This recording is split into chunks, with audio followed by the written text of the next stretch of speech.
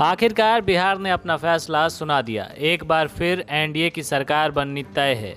मंगलवार देर रात तक चले 243 सीटों के लिए हुई मतगणना में एनडीए को 125 सीटें मिली, जो कि बहुमत के जादुई आंकड़े से 3 अंक ज़्यादा है। इस चुनाव में कई ऐसे चेहरे हार गए जो सबसे ज़्यादा चर्चा में रहे।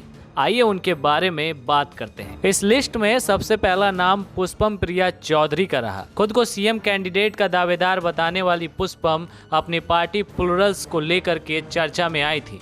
पुष्पम प्रिया चौधरी 2 सीटों पर चुनाव लड़ रही थी, लेकिन दोनों ही जगहों से वो हार गईं।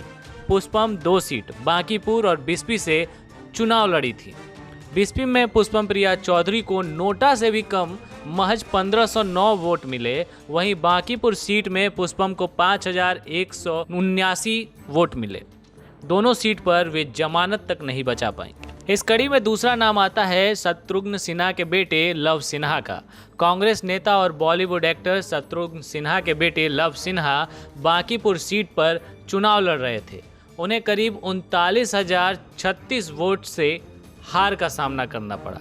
बांकीपुर सीट से बीजेपी के नितिन नवीन चुनाव जीत गए। इस चुनाव में नितिन नवीन को 83,068 वोट मिले, जबकि कांग्रेस उम्मीदवार लव सिन्हा को केवल 44,032 वोट मिले। बांकीपुर बिहार की हाई प्रोफाइल सीटों में से एक मानी जा रही थी। इस कड़ी में अगला नाम आता है पप्पू यादव का।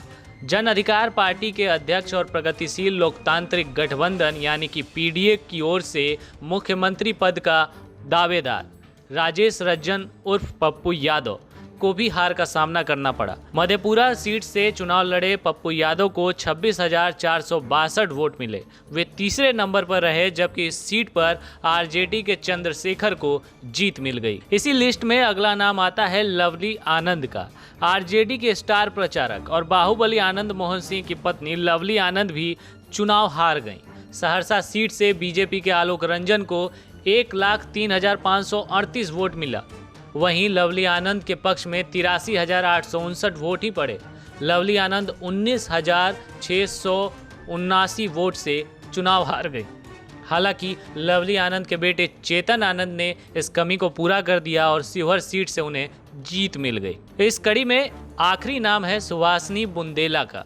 शरद यादव की बेटी सुभाषिनी बुंदेला भी चुनाव हार गई हैं। चुनाव से पहले सुभाषिनी ने कांग्रेस ज्वाइन किया था। इसके बाद कांग्रेस ने उन्हें बिहारीगंज सीट से टिकट भी थमा दिया। हालांकि वो जेडीयू प्रत्याशी निरंजन कुमार मेहता से हार गईं।